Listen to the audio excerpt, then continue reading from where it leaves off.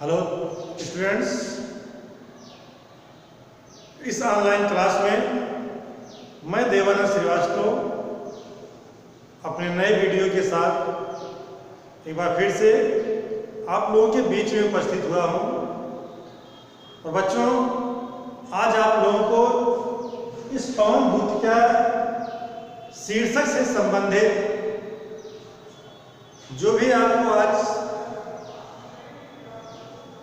पद पढ़ाए जाएंगे, उससे पहले आपको ये जानना है कि आपने जो अध्ययन किया है पिछले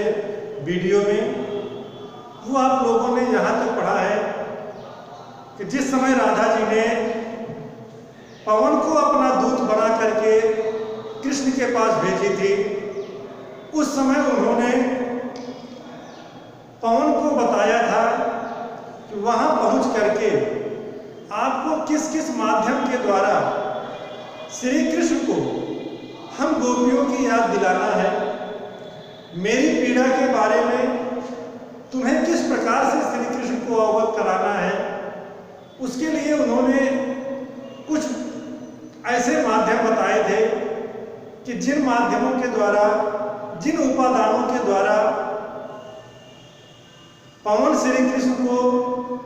राधा जी और गोपियों के कष्ट के बारे में याद दिला सकती हैं। तो आइए उसके आगे का वीडियो हम आज शुरू करते हैं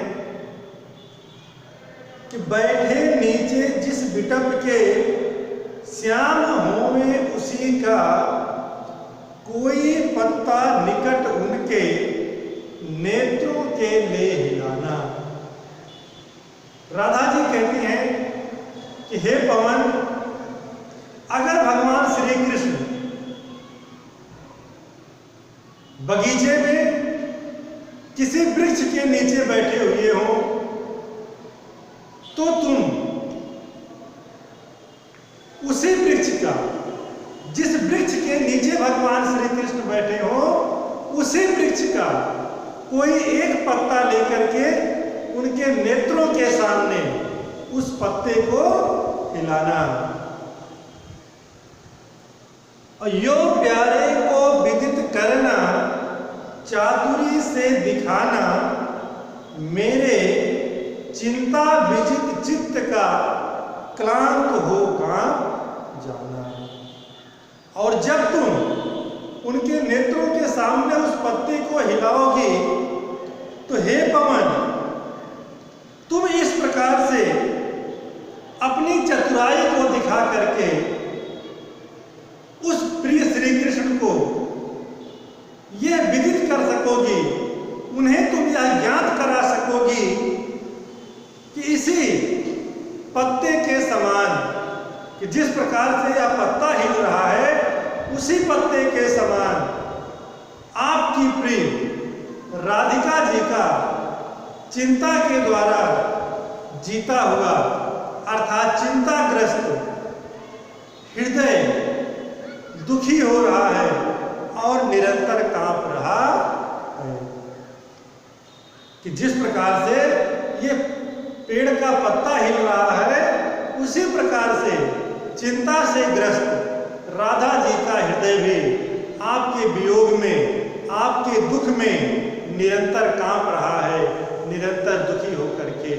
व्यथित हो रहा है। और आगे राधा जी क्या कह रहे हैं कि सूखी जाती मलिन लतिका जो धरा में पड़ी हो। और हे पवन, अगर यह कार्य तुम ना कर सको, तो दूसरा तुम्हें कार्य क्या करना है कि सूखी जाती मलिन लतिका, अगर कोई मलिन, मलिन माने होता है मुरझाई हुई, मलिन,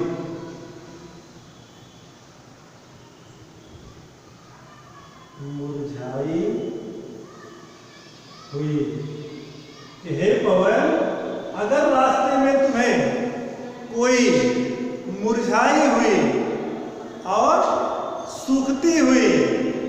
लता दिखाई दे जाए, कि हे पवन,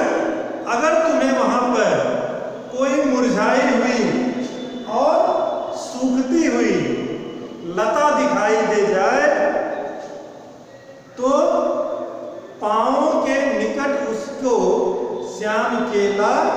गिराना। तो हे पवन, तुम उस सूखती हुई लता को अपने साथ ला करके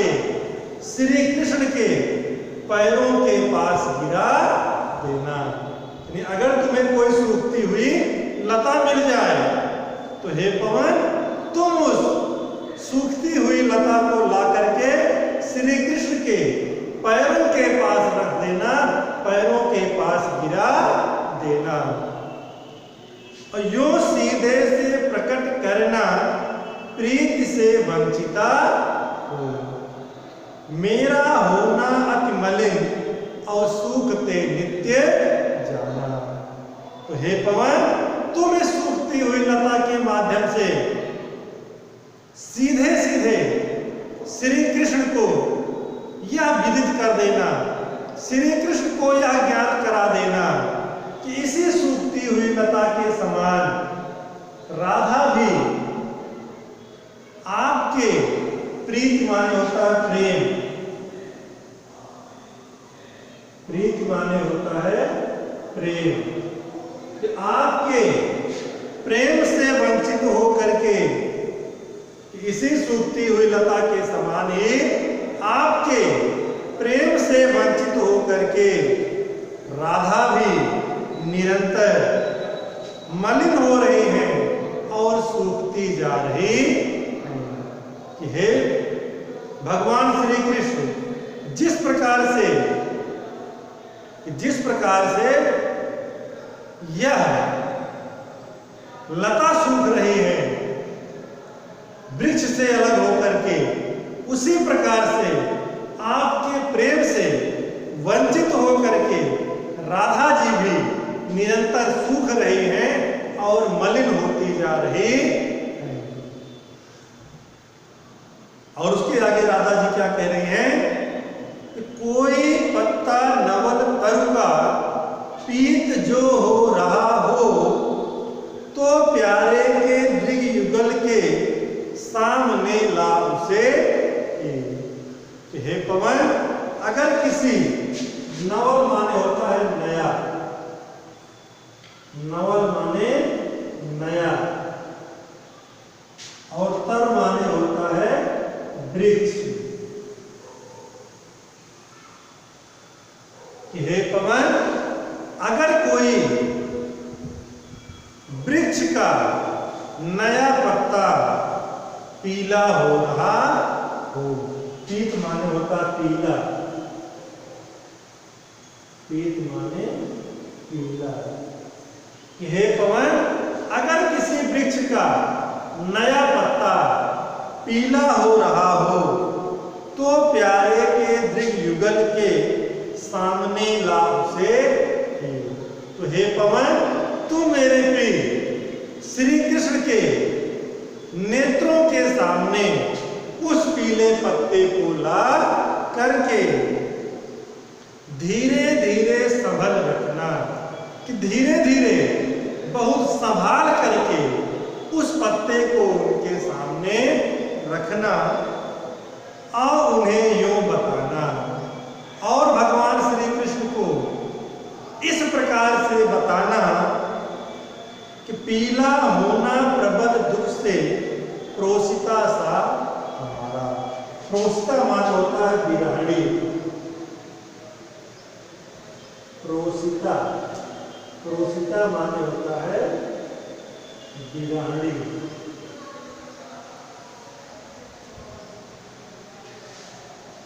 तो धीरे धीरे संभाल करके उस पत्ते को उनके सामने रखना और उन्हें इस प्रकार से यह बता देना कि हे भगवान श्री कृष्ण, इसी पीले पत्ते के समान ही राधिका भी एक बिराणी के समान, एक वियोगिनी के समान अत्यधिक दुख के कारण, प्रबल माने होता अत्यधिक, अत्यधिक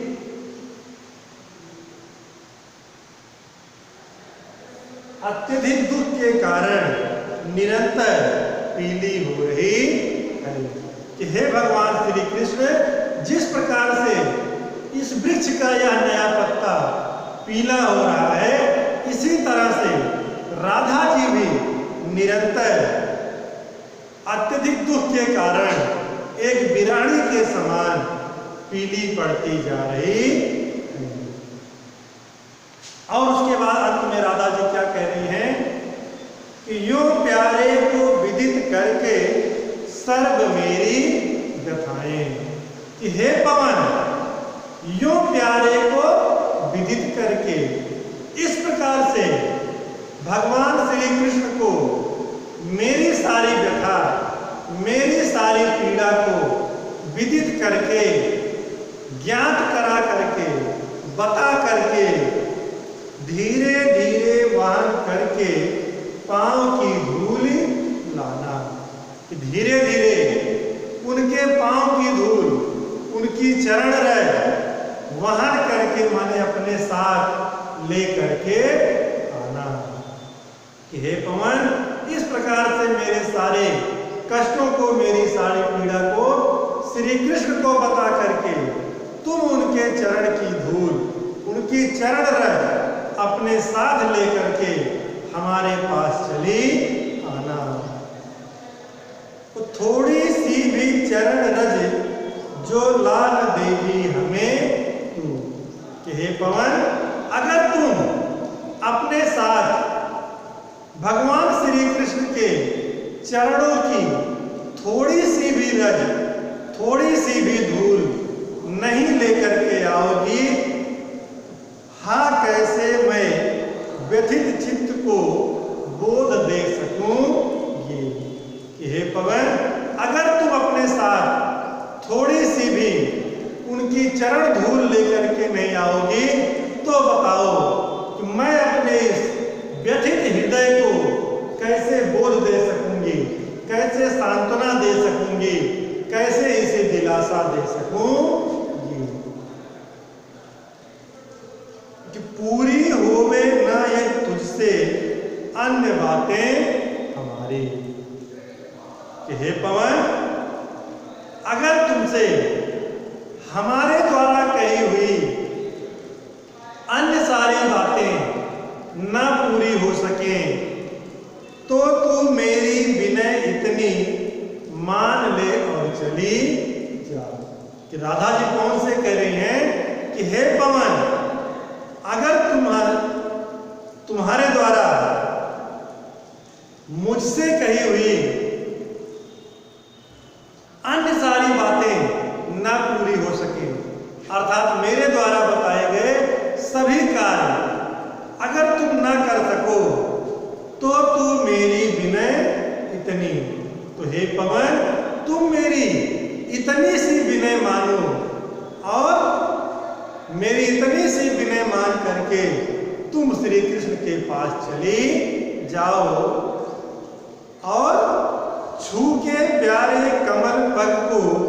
प्यार के साथ आ जाओ। और हे पवन तुम श्री कृष्ण के पास चली जाओ और उनके कमल पर, उनके कमलवत चरणों का स्पर्श करके प्रेम के साथ वापस लौट आओ। माने अगर तुम मेरे द्वारा बताई हुई सारी बातों को उनसे ना कह सको तो फिर भी मेरी विनय मानो, मेरी इतनी विनती मानो, मेरी इतनी प्रार्थना मानो और श्री कृष्ण के पास तुम चले जाओ और उनके कमलवत चरणों को बड़े प्रेम के साथ स्पर्श करके वापस चली आओ। और जो जी जाऊंगी हृदय तल में मैं तुझी को लगा के। और हे पवन अगर तुम श्री कृष्ण के कमलवत चरणों को स्पर्श करके वापस लौट आओगी तो मैं तुम्हें ही अपने इस हृदय तल में, तो मैं तुम्हें ही अपने हृदय से लगा करके शेष बचा हुआ जीवन व्यतीत कर लूंगी। लेकिन हे पवन कम से कम तुम श्री कृष्ण के पास वापस चली जाओ और उनके चरणों को स्पर्श करके चली आओ तो मैं तुम्हें अपने हृदय से लगा करके ये समझूंगी कि मैंने श्री कृष्ण के कमलवत चरणों का स्पर्श कर लिया है मैं जी लूंगी। तो बच्चों, आज आप लोगों का इस प्रकार से पवन दूत का शीर्षक जो आप शुरू किए थे, आज इस पवन दूत का शीर्षक का ये आखिरी पद आपने पढ़ा है। और अगर आपको पवन दूत का पाठ में किसी भी प्रकार से कहीं पर भी समझने में कोई दिक्कत आती हो तो उसके लिए आप लोग हमसे किसी भी प्रकार से संपर्क स्थापित कर सकते हैं और आपकी समस्या का निवारण किया जाएगा। शेष अगले चैप्टर के साथ अगले वीडियो में हम आपसे फिर मुलाकात करेंगे। तब तक के लिए धन्यवाद।